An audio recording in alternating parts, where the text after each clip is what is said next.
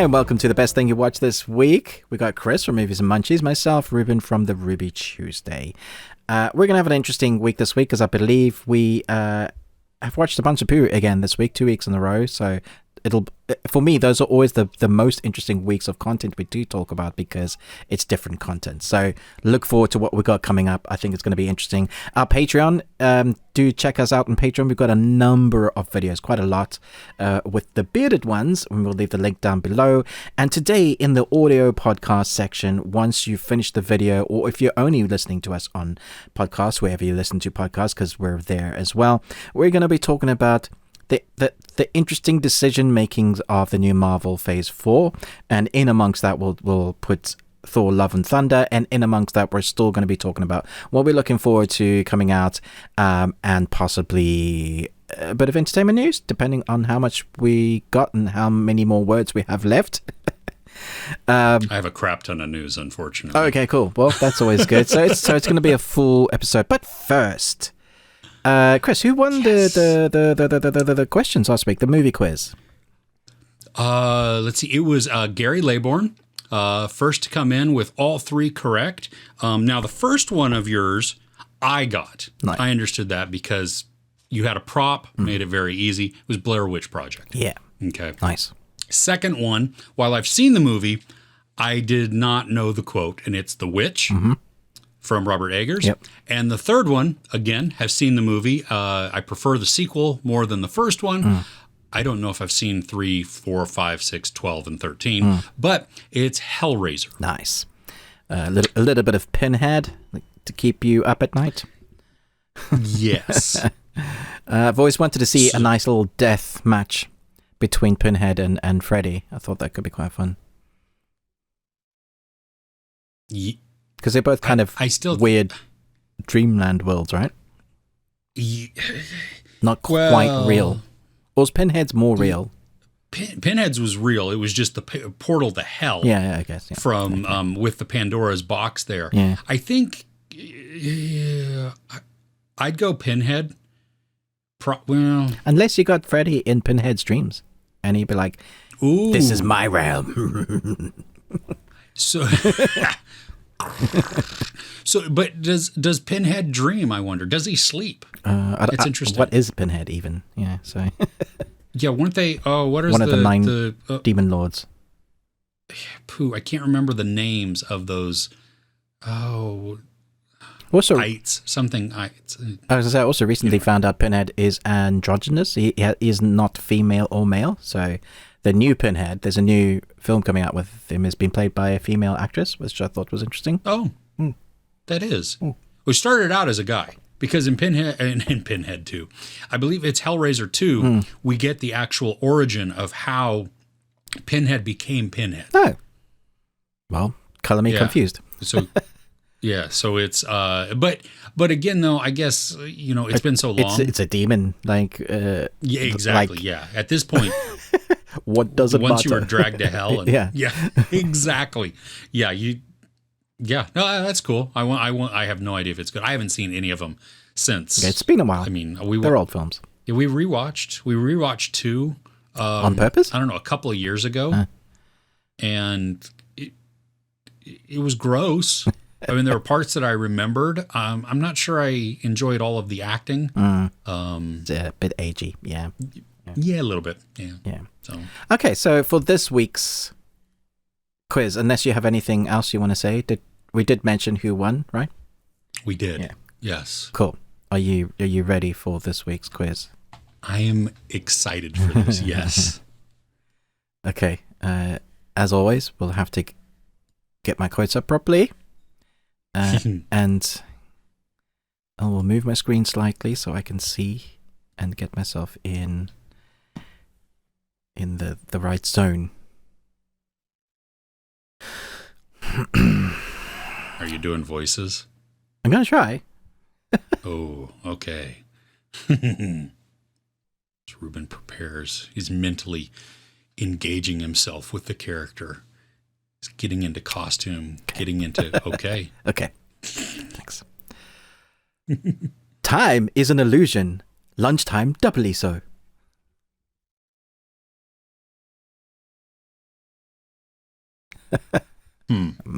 Okay. Okay, I'll move on to the next one. Did I stump you already? Maybe. Maybe. Okay. Yeah.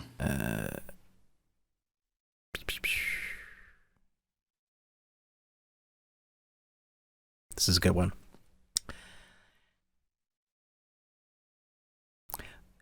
The one thing this... Oh, gosh, sorry. The one thing this job has taught me is that truth is stranger than fiction.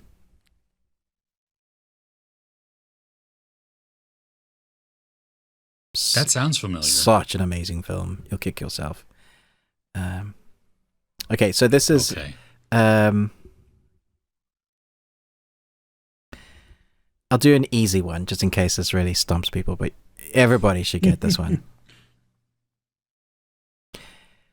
Ever have that feeling where you're not sure if you're awake or dreaming? Okay. There we go. Nice. Thankful for the bonus on this one. This week was hard, but let us know in the comments below. Well, people are so what good, are the three? so I've got to kind of up my game a bit. Dude, you're pulling them out of just...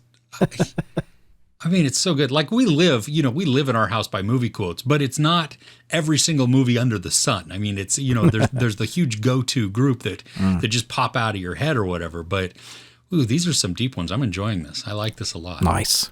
So, all right. So question time.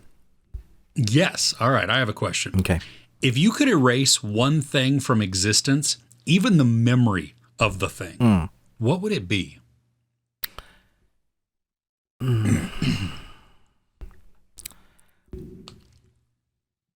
My fat tummy? No.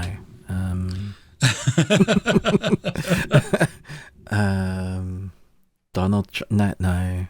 Let's not upset people.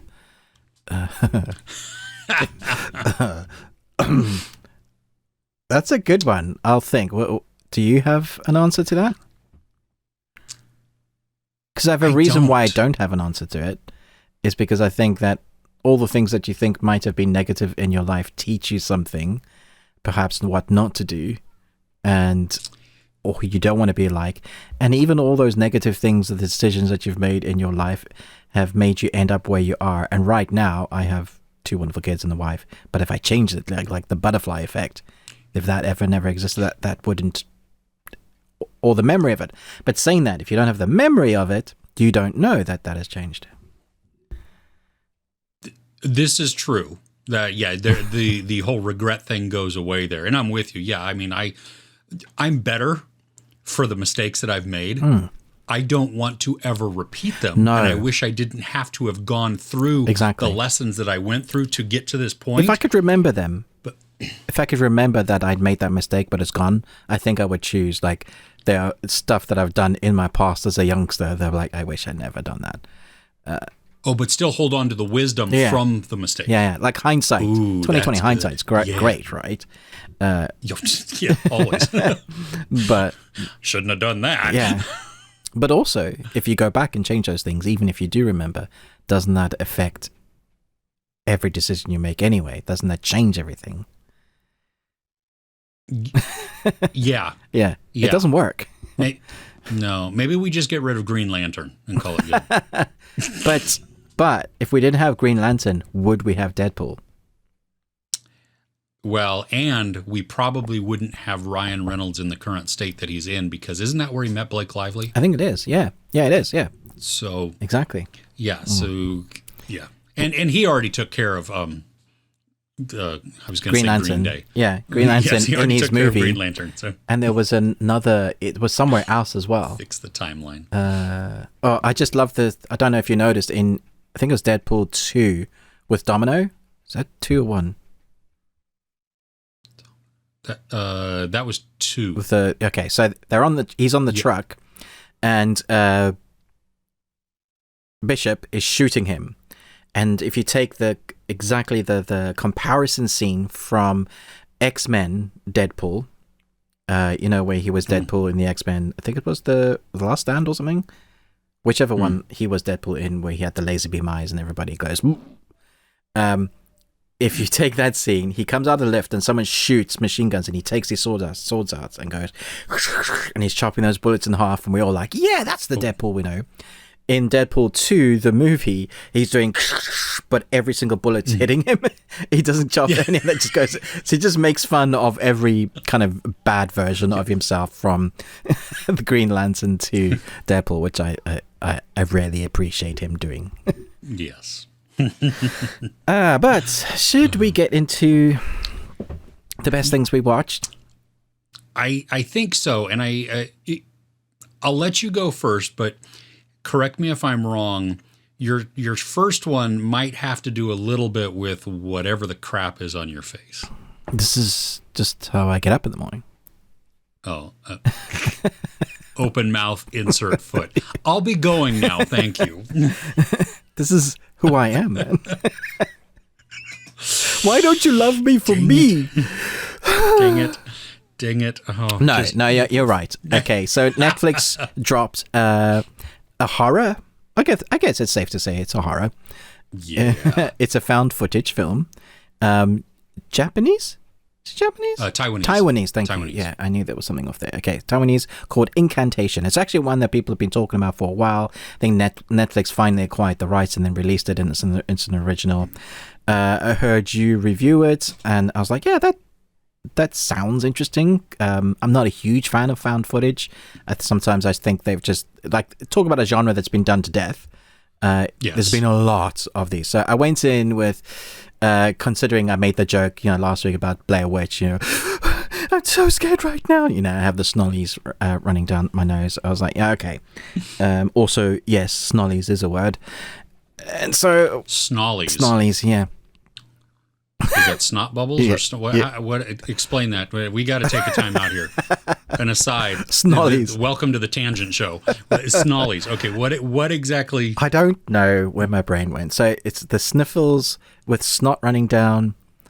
Okay. Just think what a 5-year-old would say generally, and that's how Ruben speaks. So, new word. Love it. Snollies. Okay. Yeah.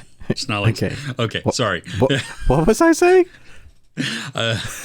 Blair Witch, found footage. Not typically a fan of found footage because it's been done a ton. So yesterday, I'm sitting in my bed. We've got a TV on our room, which I think is a mistake now because we never leave the room now. But my son likes to tap. He has tap games, and they're really loud. So he's downstairs. We'll let him have the lounge and be at peace and enjoy that. So we're upstairs. Like, you know what? Let's. I'm going to stick this on. My wife is next to me on her iPad, and she's like, yeah, I'm out. And it's like first couple of minutes, I'm like, yeah, fair enough. But she keeps doing that, so the iPad's quite big. It's got about that much space. But she keeps doing because somehow she started reading and started getting into the character of what's going on in Incantation. And I think that is why this film is actually good, is it spends a long time investing you in the characters in between flashbacks, which I think works quite well, but also to its detriment. So Incantation is about a woman that basically disturbs something she shouldn't, and that messes with her whole life and her future family life. And we can get into spoilers later on after we've finished talking about this. But I just thought some of the visuals were really creative, really quite creepy. It was scary when it needed to be, but there wasn't a lot of scary. It was just building all the time. And so when you got those creepy moments that were out of the corner of your eye, or the person was doing something that they shouldn't, or don't ask, and I'm like, how is that person disappearing so quickly? There are moments like that I also thought, yeah, this is pretty good in a really, really creepy way. And my wife ended up watching most of it, and now she's like, I don't know if I'm going to sleep ever. Never mind look at mirrors in the bathroom again, ever. What did you think, Chris? Yeah, it freaked me out. I loved the atmosphere that was created in this. Right from the very beginning, we're told that we're being brought into this movie. Yeah. So, I mean, it reminded me, like I said this in my review, it reminded me of The Ring, where unwittingly 100%. We have now watched this video. Yeah, right? And so don't make me watch that. Yeah. I thought it was really creative the way that the video addresses the audience, gives us the chant that we need to do, gives us the imagery and everything. And oh, heck no. Did you chant in your head? No. And accidentally? Yeah, I did. And, me too. Yeah, just the visuals, like you said, they're creepy and they're unsettling. And there are times where it is horrific. But I think a lot of the other times it's because because something is not shown, and that just creates more of this atmosphere, you know. And I don't know about you, but there were a couple of times where like the camera fell or it's just sitting on something and we're watching and I'm like, yeah, I'm like, is there something there? There's got to be, you know. And other times, like there's this one part where it does a replay, and I'm like, oh, God, I saw it the first time. I don't need to see it in slow motion. But there's a small child involved in this, and I think that amps up the uneasiness and that anxiety. Your protective nature of wanting to protect the child from the circumstance that she's in, for sure. Yeah, we've got this innocent who is unwittingly being involved, and then just because of the circumstances all around. I found the flashbacks a little bit confusing at times. I found it hard to follow it at times.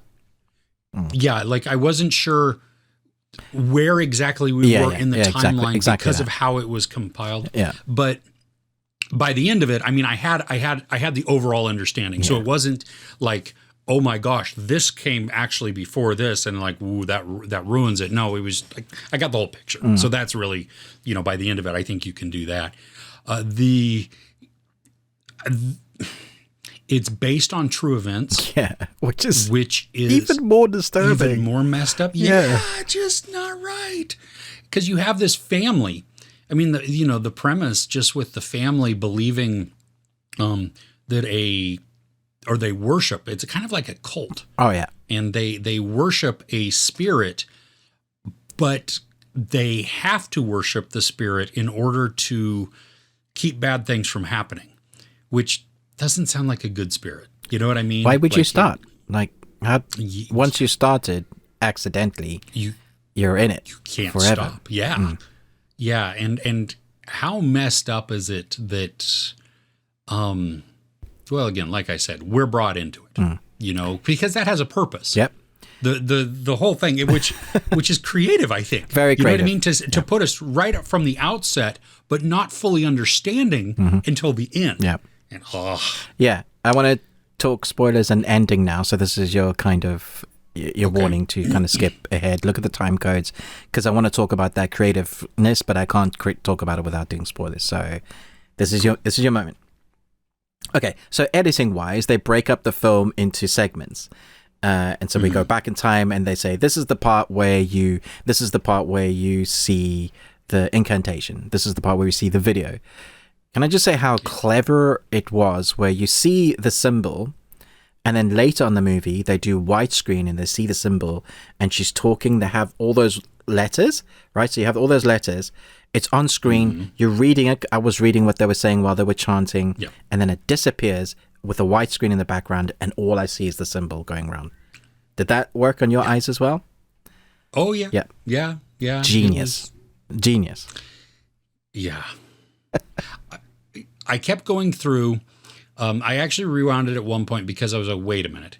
What is this part? Because found footage, I want to make sure that it is all actually from some kind of handheld camera source, not an actual, and I called it a production camera in my thing. And what I mean is that, a piece of the film crew not standing there with a lockdown camera or something like that, and then them putting overlays on it. I mean, which they do. I know it's special effects, but all of it, you have all of these movements and all of these different angles and stuff. And I had forgotten that the mom had put a nanny cam inside the bunny. Yeah.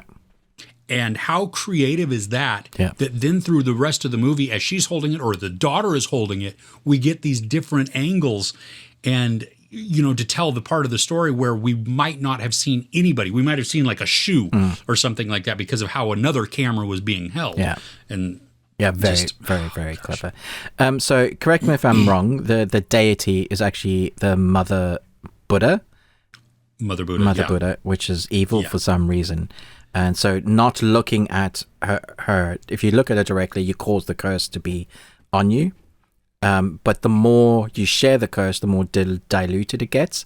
But if you come face to face with the deity that is, or the statue that represent Mother Buddha, then you go immediately mad. And one of the things that everybody seems to want to do is smash their head into a brick wall, a door, whatever is closest to you, for some reason, because you're going mad. Or a laptop. Or a laptop. Remember the dude with the... Yeah. Just poor dude. He was a nice guy. He was, yeah. He's a good guy. But what in the actual frick? I mean, the couple of people that we watch smashing their faces into things. I mean, the girl at the end, too. That was probably the worst one because it's like this stone table. Yeah. And you just, please stop. What I understood from that is that because she made us watch it, and she's basically put this online, then the curse can be spread over the world because it's going to be over YouTube, it's going to be over everywhere. So the curse itself is diluted massively, which is why we get that clip at the end after she smashed her head into the kind of stone wall of the little girl being fine. So that's how I understand it. Is that right?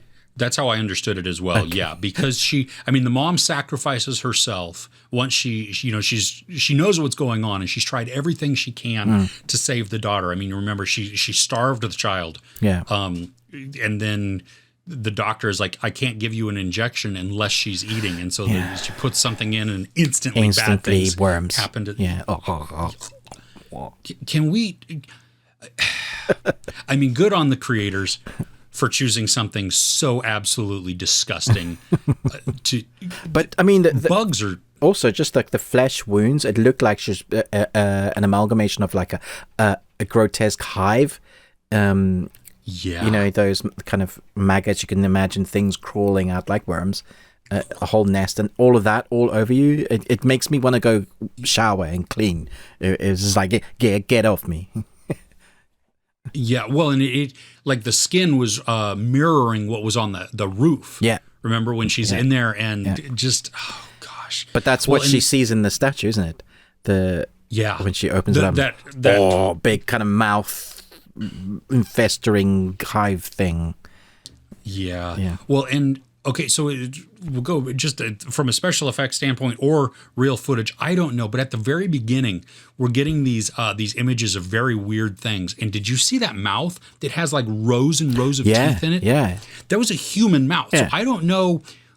Was that actually footage of just some genetic anomaly, or was that special effects? That does happen. Does it really? Yeah, because my wife's sister's a dental hygienist or something. She's very good. But yeah, there are people, deformities and stuff that just does happen. So that could be a real thing. But also, it's interesting how people that watch the videotape, it affected them differently. So the two cops suddenly just shot themselves, right? They instantly went mad. Instantly gone. Yeah. The woman, oh my gosh, the woman with the hot boiling glass on the end of it. I had forgotten. Yeah, what the crap? Dude, how bad? That is the worst way to die. Because you're singeing the cutting, but you're also... The more I thought about it, the more horrific it was. Well, and you watch her and you go, what do you do? No. And it's just... why are you doing that? Yeah, I mean, I like to address your symbols on your face for those that either have not watched and don't care and are watching this ending explained or whatever, but just all of the symbols and the blessing that is put on. I mean, how disturbing also that it was, it's a young woman, that is chosen to do this each time. And I wonder, I don't remember if they actually explained that portion of it. I don't think they did. No. I do know that like when they're, when the three filmmakers come, one of them, is a relative. Yeah. But they're like, you can no longer use these names. Yeah. These are the names now. But that's very witchy. Like one of the rules about witches, like never tell them your names, right? Because then they have power over you. which I guess must have come from some sort of lore before, which makes sense. Like, where did all that... And if this is based on fact or a true story, then... I'm just going to call me Bob from now on. Hey, Bob. Yeah, I've been turned into a cow. Exactly. Can I go home? Yeah, just... Oh, this was... Like, I saw that it was coming to Netflix just in my, the new and upcoming things. And I was like, oh, that looks kind of cool. What is this? And I read just a tiny bit about it. And I'm like, found footage. Well, okay, Because there's so many of them now, isn't there? There are. And that's what you typically get if it's a found footage movie, it typically goes horror. There was one that I saw during pandemic that was filmed during pandemic. I think it was called Host, and it was all on Zoom, and it was a Shudder original. It's only like 60, 70 minutes, so it's not very long. Very effective. But so the found footage angle of that. And so this one, I was really impressed, though, by how enveloping the story actually was. But also when they do it, there's like we're 3/4 of the way into the film, and then they spend the next 20 minutes just kind of doing the mother and daughter story, and you're like, yeah, man, I know why you're doing this. You're just making me like the characters even more. Yeah, well, and when the daughter sees things, oh my gosh, and the mom, like in her room, and the mom is like, wait, is it here? Is it here? I kept waiting to see, like, the mom actually see something or something, and I think it was even worse that it wasn't there, that we never saw anything. She sees it. The Why child can't we sees see it, and that, and that in that room, and I talked about it before we got to the spoilers of the replay. We're at the school, the arms stretching out of that. Why is it always hands though? Like arms, not just hands, like arms. Yeah, because in the tunnel there were loads of arms. There were many arms. Yeah. Just, I'm glad I saw this movie. It is messed up. It will be a while, I think, before I watch it again. Yeah, I'm not sure I'll watch it again. Yeah, I probably will at some point, just because, I know I'll pick up more. Yeah, that's true. The second time around. Like, because I understand the story, I'm not going to work so hard to figure out where we are in the timeline as much. I'm just going to be able to now, what little look for the little things that or, I might have missed. Yeah. So it's cool. Yeah, but it's an interesting one. I'm glad I watched it. Me too. Yes. I think. Yeah, I don't know. Yeah, it was. Yeah. So there you go. Well, it made our list. Yeah, it did. So yeah, there you go. There is that. So what's next on your list? Because I presume you did Incantation as well. Yeah, I did Incantation. Yes, that was certainly on my list. And actually, that was the only. Well, no. So last weekend, it was probably Saturday night. I was I had edited a bunch during the day, and I was just looking for something else to watch. And so I have a ton of streaming things, but I decided to look on to Netflix just to see what was new. Like, out of the things that I didn't know were coming, or that were, whatever it is. The Netflix is more of my go-to, not only because it's most people have that, so it allows me, a chance to watch something that other people, for the most part, are watching, but it has more also. And as I'm going through the new stuff, I stumbled upon a movie that you had seen and reviewed and told me about, but it was not playing here in my area at a time where I could access it. And it was I watched it in Telugu, I think, but it's called Major. Nice. And it's based on a true story, and I believe it was filmed simultaneously in Hindi and in Telugu because of the regions that it encompassed. And so, a true story of this military guy, this special forces trainer, guy who from basically a childhood wanted to become a soldier. He has a protective instinct in him. And it's just based on the true story of this attack on Mumbai in 2008, I think. And so we follow that, and we know it's not necessarily going to be the happiest of stories. Well, yeah, we know where it ends up, so. Yeah, but I was I was actually very, very surprised at how emotionally engaging the story was. That like the actor is very charismatic, and so I was rooting for the character, even though he might be a little flawed. I'm not sure that he is duty above all else. Yeah. Like he is willing to forsake his personal relationships for duty. So I can respect that. I'm not sure that I resonate as much with that. Actually, I know I don't resonate as much with that. But so when an attack on Mumbai happens, which let me just say, I was unfamiliar with this. I didn't know about this. My jaw was on the floor as it started. Like I was in shock because the terrorists that come in, they were non-discriminatory. They shot everybody and anything, and it just was like there wasn't hesitation. It was like they're funneling people through a thing, and then so they could more of them could take other people out. Coordinated, organized attack, and so then you have the special forces going in, and I cried twice in this. Well, once I teared up because of just a gesture that a whole bunch of soldiers do, because I felt it very heartwarming and just very touching, and it was not emotionally manipulative at all. I mean, it fit exactly. And then at the very end, the father is giving a speech, and there was no fighting it. My wife was in the room at this point, and she goes, "Are you crying?" And I'm like, "Yes, I am." There's no denying this. I mean, sometimes it's like, no, I'm not crying. It's fine. It's just dusty in the room. I'm tearing up just a tiny bit or whatever. No. This was, it was emotionally impactful, and the action was good. The romance angle was believable. It was cute and sweet. I think it's not a perfect movie. I think there were issues with maybe some of the development in a couple of little spots here and there with that we see a relationship, or we actually don't see a relationship deteriorate except through a couple of quick flashbacks. They make sense. I understand them, but I'm not sure that they needed as more.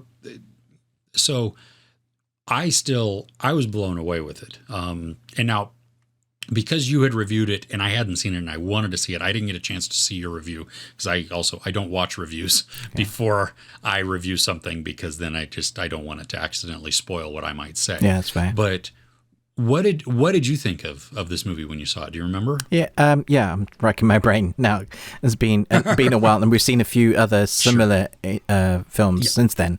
But what I remember of it is that it really earned its action. So it spent time dealing with the character. I also remember him not being the perfect soldier straight away. Like they had to set him up to be as skilled as he needed to be, which I really liked. So he's not die-hard character straight away, but he is eventually when you enter that kind of die-hard scene, because it's what I'm mentioning that, but it's because it's what a lot of people referred to that last hour, because it's quite a long time, the action set piece.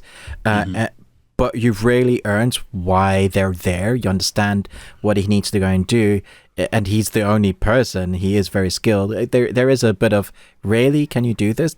Was this actually the truth? Are you really that skilled? He was. But eventually, we had to earn that. I do think there was a bit of exposition given, often like when they wanted us to catch up in a bit of the story, where they would sometimes just go, and here's information for the next 5 minutes in the conversation, which is fine. I understand sometimes that's the way to do things. However, the choreograph in the fighting scenes, I thought were very good. Yes, very over the top in places, but believable, hard hitting as well. It's not Krav Maga, but it's their use of their martial arts, their close combat fighting, the mixture between the weapons and the quickness of, I'm going to take you down as quick as possible in the best. I'm not here to make it look fancy. I'm here to take you out. And that, I appreciated it. I don't like these films when the martial arts is great, but it's all, yay, I'm going to spend the next 5 minutes trying to take you down through kicks and flips and, great. It's great. You can do that. But if you're actually trying to kill each other, you're going for those death moves. I'm going to go straight for your heart, your throat, your eyes, whatever takes you out quickest. And felt the impact, but you also cared for the character, so that helped. Like, much like with John Wick, you care why he's fighting. Yeah. I think a lot of action films don't get that right. So we have a film based on truth. We have a story that they've spent time on, and so by the time we get to that final piece, we kind of know what's going to happen, but we're ready for it. They've set us up. Well, I say we're ready for it, but Chris is like... I knew it was coming. My heart, though, wasn't... I mean, it... Well, just because you know it's coming doesn't mean you're not going to be sad. Like, yeah. Oh, and I think that speaks to the way that they were able to emotionally invest me in the character. It was the father's speech, right? It was the father's speech at the end that got me. Yeah, but it's talking about... Yeah, that was emotionally impactful, though. It was very respectfully done with emotion. Mm-hmm. Yeah, and you're right. The training montage that he goes through, it made it earned. And we all... I mean, how many times have we seen training montages in films? Yeah. Where you see, but this one, it gave us a growth point for him, because a question is asked by the instructor of all of the, like the drill sergeant, and we then get to watch his answer play out to then become his verbal answer at the end. And I thought that was really, it was creatively done. It didn't take super long, but at the same time, we get to watch him go from crap to slightly less crap to all the way at the end of that to being like, wow. And in the midst of it, get to see his heart of him still caring for other people. I never doubted his honor. Else. He's the person he was always that person. He might not have had those skills yet, but he was that guy through and through, which was really good. Yeah. Yeah. When you talked about the like the close quarters combat, and there's one particular, like one bad guy, this red shirt bad guy that he was fighting in this hallway. And the choreography is amazing, and I love that they don't do a whole bunch of quick cuts. Now, there were some to give us, some excitement in there and some motion, but also we just get to watch them battle back and forth, and it's like, you totally believe he can, that was the fight, but you get to see it, like you said, you believe he can actually do those things that he's doing. Phenomenally. And you feel the threat. Oh, yeah. That, like you said, it's the impending death. I am fighting for my life here, and I've got to end this as quickly as I can so that I don't die. And good choice. So it's available. It's Yeah, available on Netflix for anybody. In the US, not in the UK, unfortunately. Oh, that's weird. Yeah, I guess because I think it might be showing around here in some cinemas still. So sometimes they wait off. Yeah, that could be then. Yeah. Okay. So because of the amount of poo we started watching, it's not even like, it wasn't like proper stinky poo. It was just poo. Like, it was meh. Yeah. There was stuff that, you can see on our channels this week.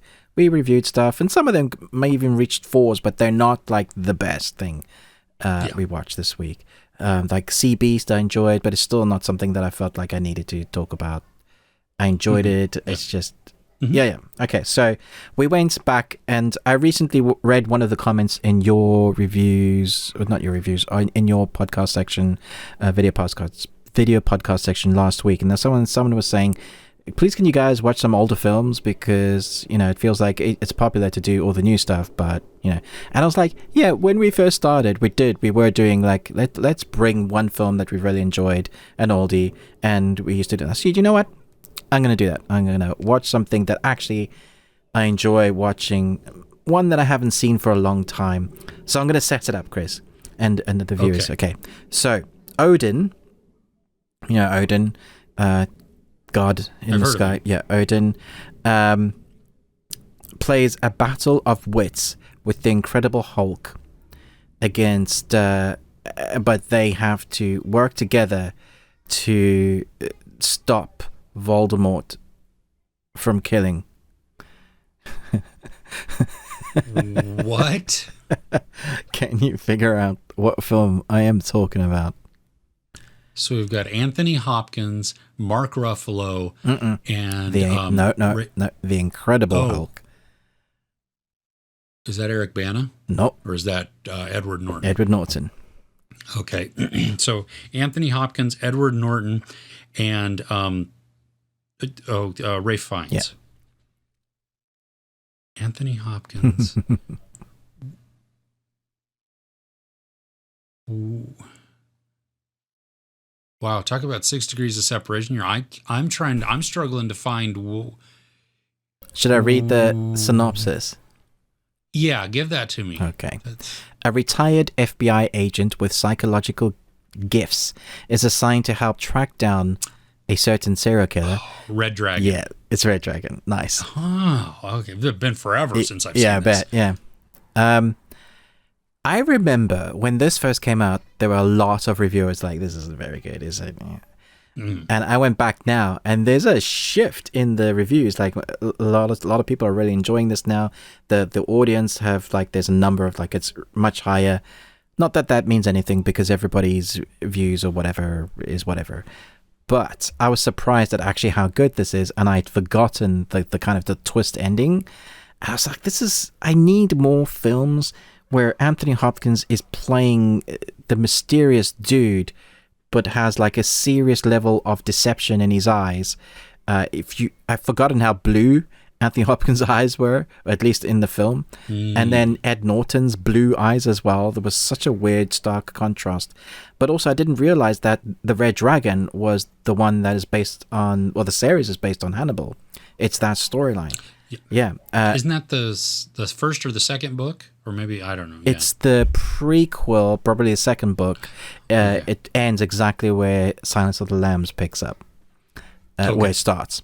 And in fact, the dude that's looking after Hannibal Lecter says, hey, there's someone that wants to see you. And he goes, what's her name? And that's where it ends.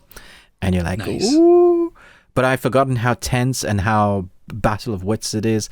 This is prime Ed Norton real estate, when he's just chewing up the scenery. But it's you have Ralph Fiennes who plays a serial killer that you kind of like.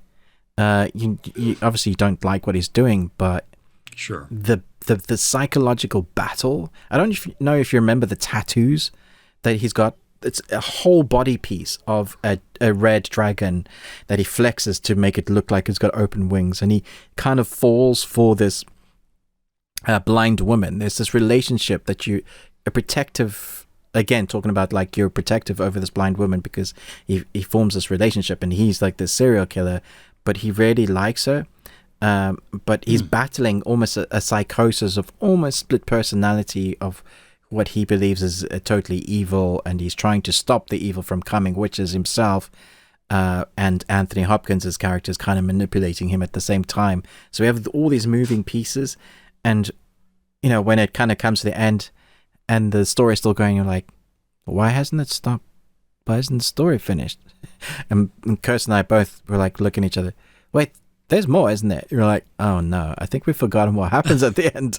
And then we're like, oh damn it. It's nice when the film's been so long since you don't remember what happens at the end. But I was just massively impressed with the performances.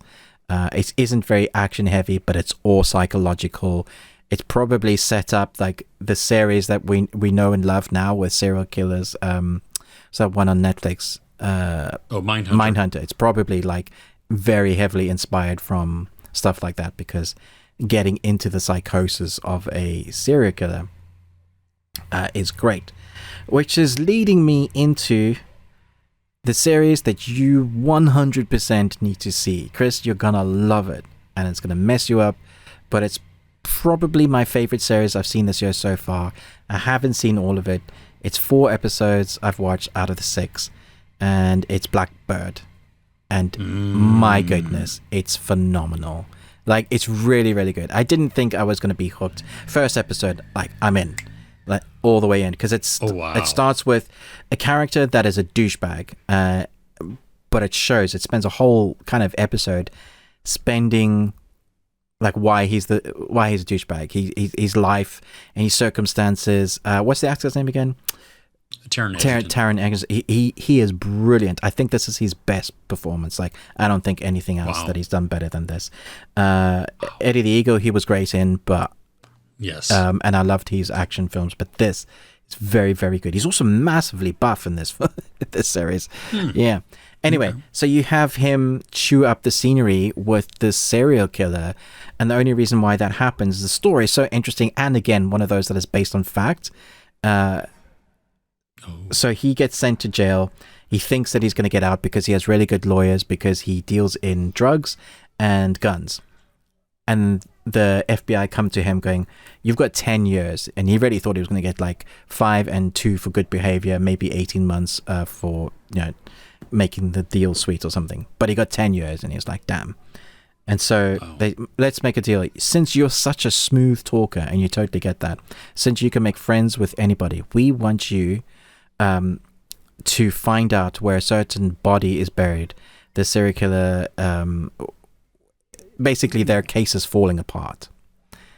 And so he goes into another jail, which is a maximum security prison for criminally insane and those heavy hitters.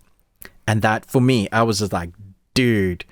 And so, as he said, you think his job is just to be in that jail, make friends with this guy.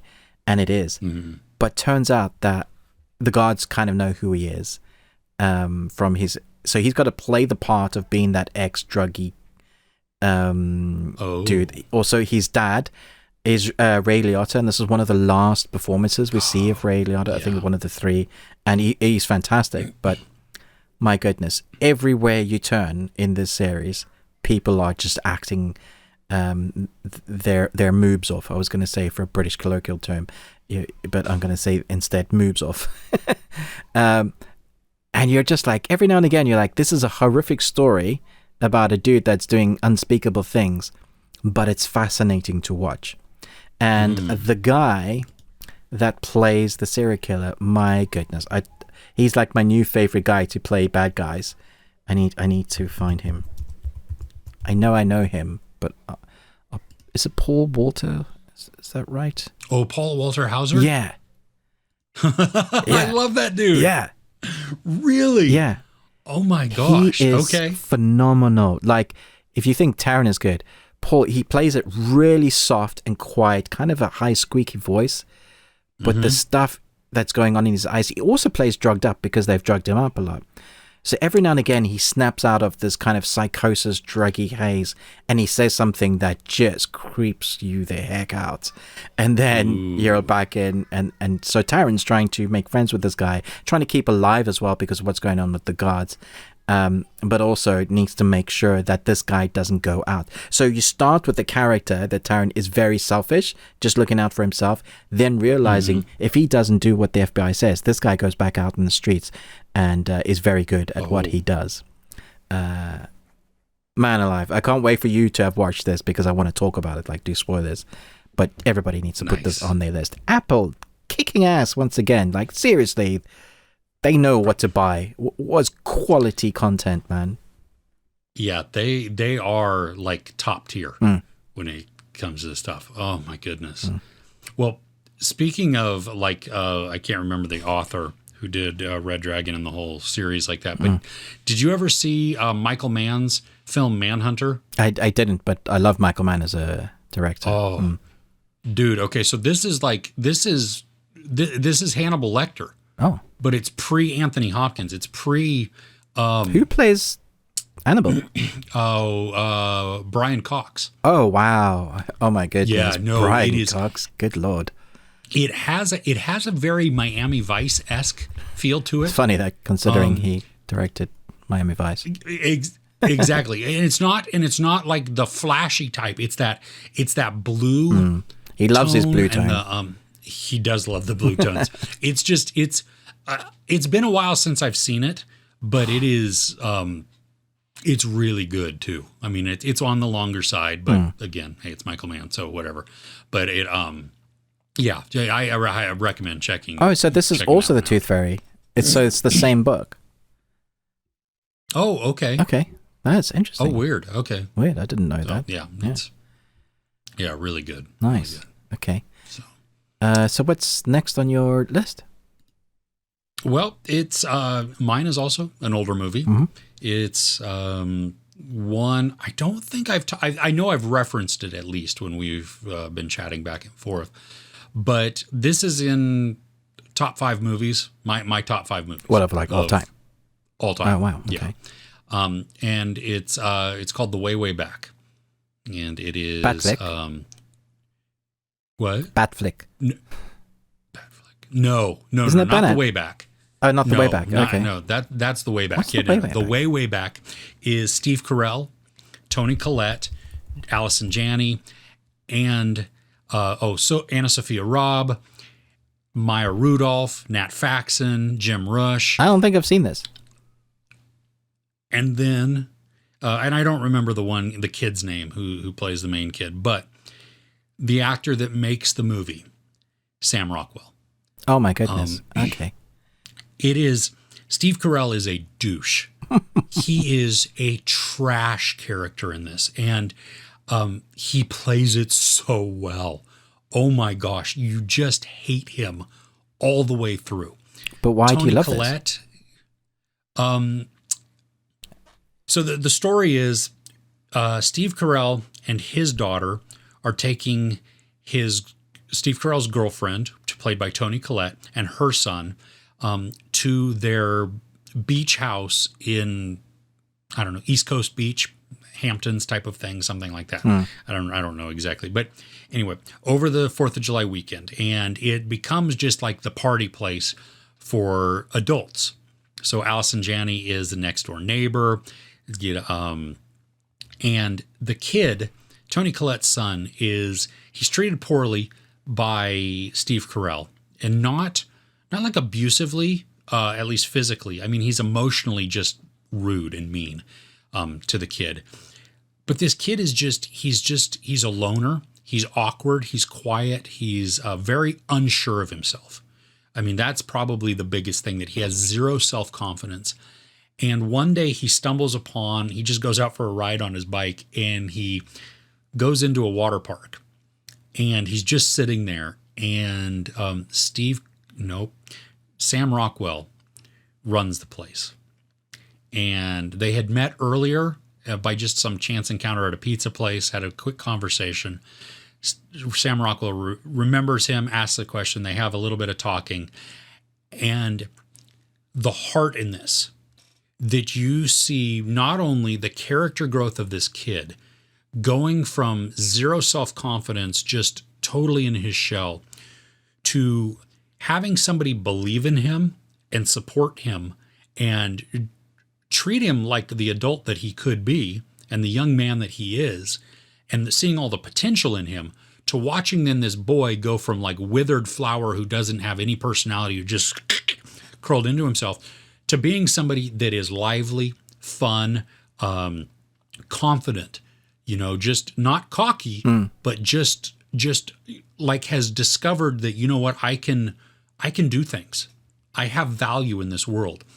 And the messages that are interwoven in the conversations, I mean, there is a ton of comedy. It's very quick, from Sam Rockwell, but the whole cast really, I mean, just really creates, and there's a lot of good tension within there. So this is a huge comedy, but also with some very pointed dramatic arcs to it, where they just like, boom, oh my gosh, that hurt emotionally. That is, and you could even see the arcs coming, and doesn't matter. And so at the end of it, I mean, it's inspiring.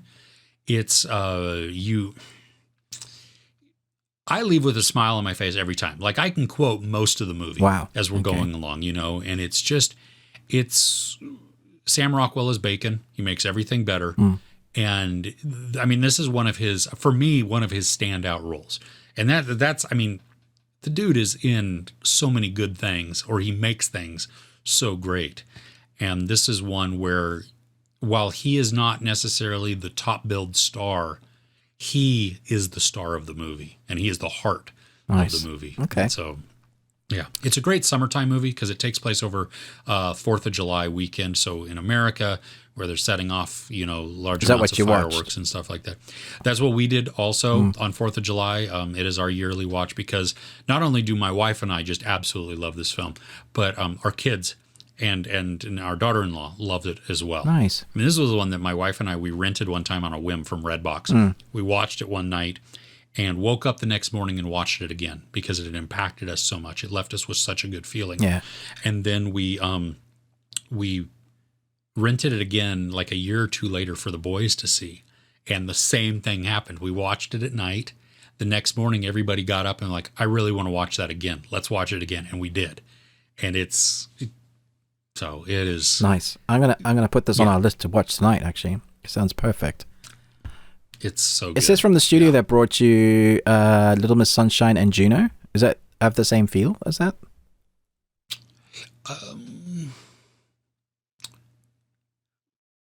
Maybe. I mean, I could see some of those same sentiments in there.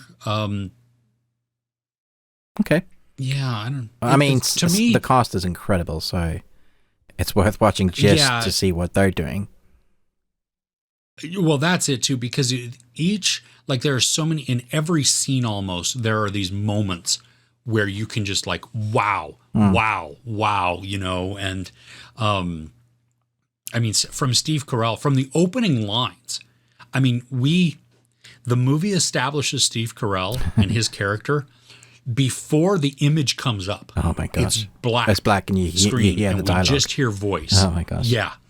And then it's within the span of like 3 minutes, you get to hear how much you do not like this character. And then they support that through the whole thing. I mean, he's just, even though he might have some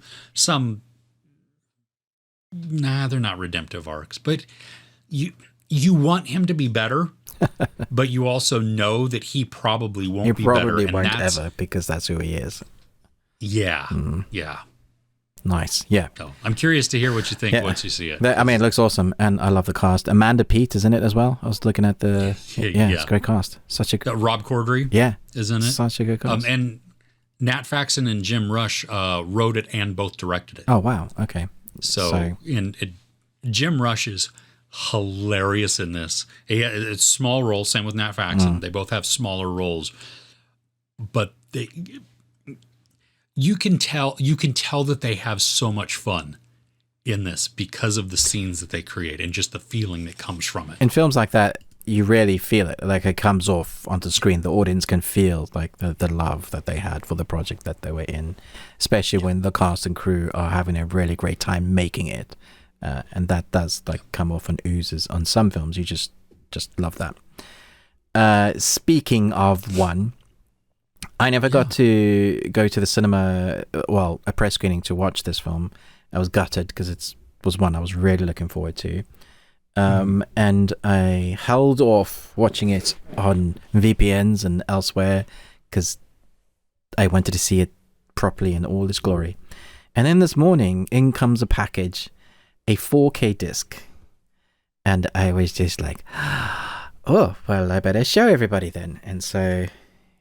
And if you can see that, are you freaking kidding me? For everybody that loves Nick Cage. Now let me show you what's on the steel disc, right? Nick Cage. Nicky. Here he is. And then obviously inside is it gives you the Blu-ray and the 4K. So I'm just gonna show everybody, and then you get like a little taster for stars there as well.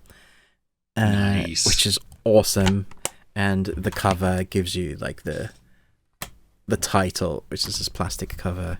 Oh, the slip cover. The slip cover, which is just a nice little add-on. So I'd never seen it, so I stuck that on this morning.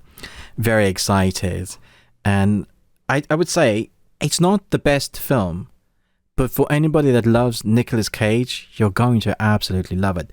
There is so much Nick Cage in this, and I almost don't like the main character that he plays. I like all the other characters that we see of Nick Cage. So like he's the actor Nick Cage, and he's going through the stuff, and he's trying to reconnect with his family. He meets this obsessive guy that's obsessed with Nick Cage. And by the way, Pedro Pascal is actually obsessed with Nick Cage. If you go and watch the documentary behind the scenes that's on the 4K, the reason why they got him to play the part is because he grew up watching Nick Cage films, and that's kind of what shaped his career. So it makes it even more special when you're watching this guy who supposedly is some sort of mafia mob guy, like the most evil guy, who is just actually the sweetest character, and them two on screen together when they're broing out like best friends. I was just like, this, I could just watch the whole movie of this. I didn't even need the action bit, of that last act. But it was interesting listening to the making of, which again is on the disc, is they don't know of anybody else that they could have contacted to do a film that has 5 different themes or genre shifts in the film. The only person that could play that is Nick Cage. And he does it. I mean, there's moments when Nick Cage is in a restaurant and he's talking to himself, Little Nicky, and Little Nicky goes off on a tangent, and it's just wonderful. I'm just like, oh man. But Nick Cage, he said himself that he didn't want to play the part. He wasn't going to play the part because it was so daunting to play himself. Sure. Until the directors wrote his personal letter to him, fanboying out on Nick Cage and how much they actually know his work, and that this film would kind of be a celebratory thing about him.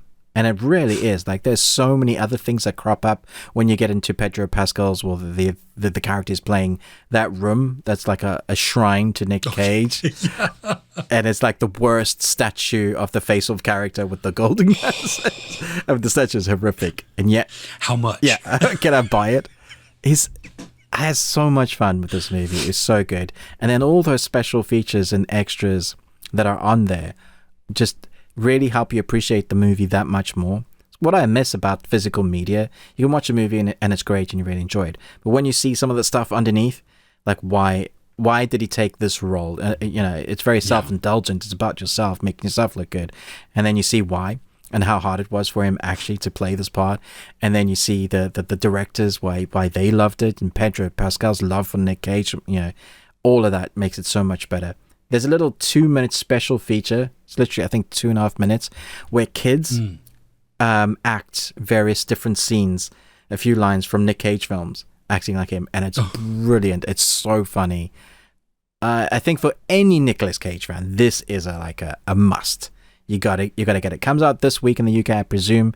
If it's not out yet, then maybe it's worldwide on the 4K. I know it's out digitally, but on the 4K tin, I'll put description stuff below where you can get it. But my goodness, Chris, I'm so happy, so very happy.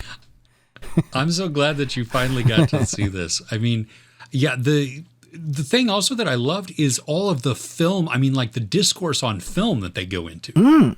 Oh my goodness, they really. I mean, like it's kind of a heady conversation at points, but it's still accessible. And when they're like talking about like what is your favorite film, and then that starts off the big conversation about. But I mean, that is a really hard question, and then they just nail it. Like, okay, but then when he says when they get to their final, dude, who sees that coming? No one sees that coming. Yeah, yeah.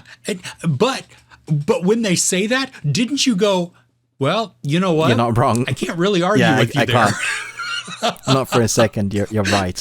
And I'm very much looking forward to the next one that's coming out, strangely enough. Absolutely. Yes, me too. Yeah. Yes. It was so This was, I mean, I loved the shift in genres that we, it goes about to talking about the film and what Pedro Pascal wants to do, and as they're writing this, to becoming that film also, which I love, because they go from making fun of it and how rote or how cliche to do an action sequence like this would be, and then we get one. Just how self-aware it is, and yet it works perfectly, because even though it has made fun of itself a little bit, it still is I mean, it's honoring, and because it's true. I mean, some of this really works. This arc, this progression works, and that's why people love it. And so, I mean, Pedro Pascal and Nick Cage on LSD might be the greatest bit of cinema ever. We laughed so hard during that because, in the trailer, the one trailer that I saw two trailers because one actually gave a little bit more context to what the story really was. But the first trailer, the teaser, had them, laughing and like going up on the wall and stuff like that. So you saw the punchline for that, but you didn't get to see anything before that. No. And the whole conversation of them just sitting on the steps about the people around. This guy, old dude, licking his ice cream. Were they watching us before? I don't know. And then they're just brilliant. This action scene that isn't an action scene, and this whole emotional scene of them pulling each other over the wall, and like, I'll never forget you, Nick Cage. I was like, oh my gosh. And I was like, I bet you he's just gonna walk around, and I was just like, that's exactly how I would have written that bit. It's fantastic. Yeah, it really was. So, great choice. That's awesome. I'm a little bit jealous that you got it on the 4K sent to you. I'm jealous of me. It's awesome. Yeah. Yeah. Oh, right on. Very cool. Do you have anything else on your list? No, that's everything for me this week. Okay.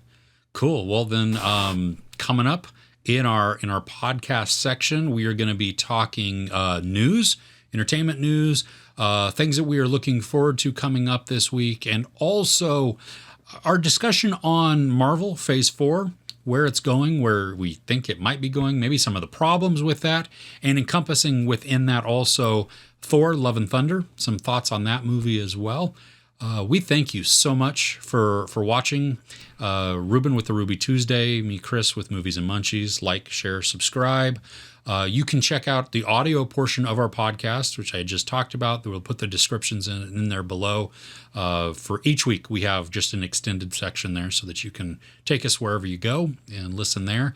You can hit us up on Twitter at Best We Watched.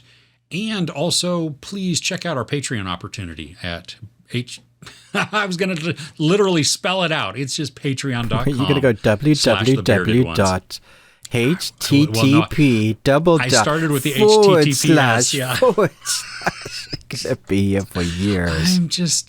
I know, right? Okay, boomer. www. Gosh, all right.